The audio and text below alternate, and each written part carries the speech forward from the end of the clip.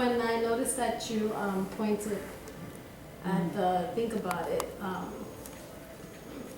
clearly you were using a It's called cue prompting. It's where you just, to make the child, the student feel secure what he's saying, you tap him or you just, like a quick reminder, like you understand. Yeah, which goes to show the whole classroom rapport and the way you manage the students' behavior. In your questioning and discussion techniques, you used some open-ended questions, and it invited your students to think even more. You even gave them an opportunity to have multiple answers. I particularly was fond of the fact that you had them turn and talk to each other, and then you reminded them, tell your partner what your opinion was yesterday, which showed that you scaffolded this lesson.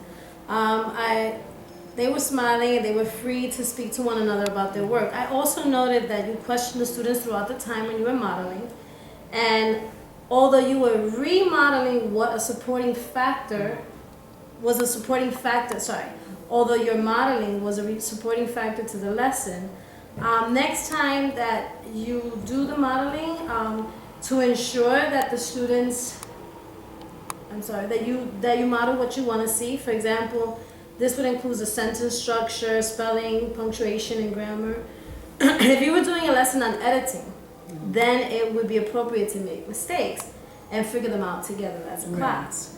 But since this lesson focused on including reasons to support their opinion, the model should reflect what you want to see so that the students can use it as such. So in a future editing lesson, I would suggest that you would use the same piece that you guys did to create it together, and use the draft to model, to mimic this editing, or even students' work. There are times where we do that, where we model a lesson, and of course, accidentally I just put some mistakes, and they could also edit it with me, like, oh, that doesn't belong there, and that also helps. Yeah. I mean, building confidence in students, is also a good way to bring the class together. If they all feel good, oh, they notice the same mistakes, that really works. But in this particular lesson, I noticed some mistakes and they weren't corrected in the draft. They weren't corrected, then you corrected for them.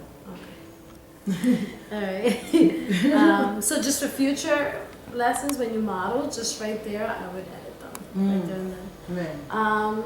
So you asked me to focus on the area of engaging students in learning, particularly that area, because of the variety of learners that you have in your class.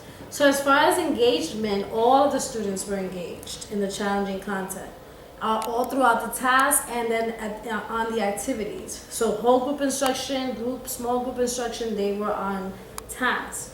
And you gave suitable scaffolding to challenge students to explain their thinking.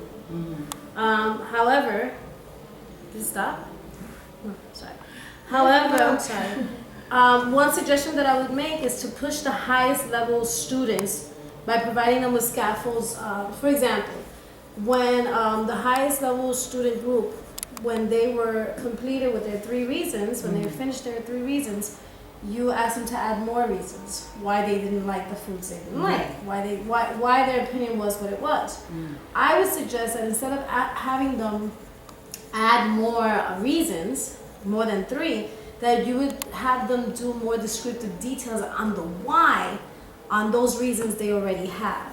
That's for the challenge group. Yeah, for just to challenge them more, just to have them add descriptive details on why, So, and then I would also do this in a small group setting, which I saw that you kept doing with Group B, but I would do with the highest level thinking students. Just continue pushing them. Yeah, to continue pushing them and not to confuse the other ones to think, well, now I have to do this too.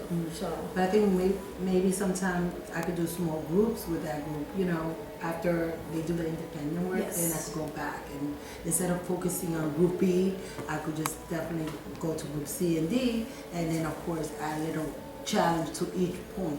Yes, that's awesome. Okay.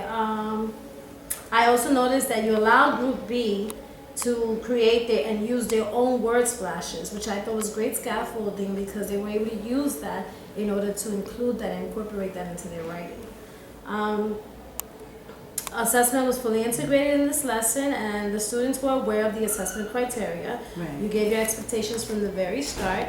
You used the questions to check evidence of learning. I noticed that you had them, you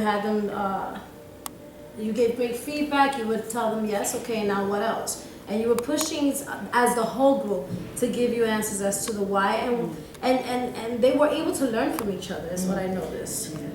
And we also had, at the same time we were doing this, you know, the more you participate, you know, and that's another incentive to participation. So you see all the students' involvement is because, of course, we have a point system, and that point system also helped them for everyone to help each other. I'm glad you told me that about the point system. I wasn't aware.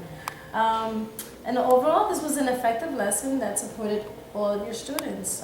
Do you have any questions or concerns?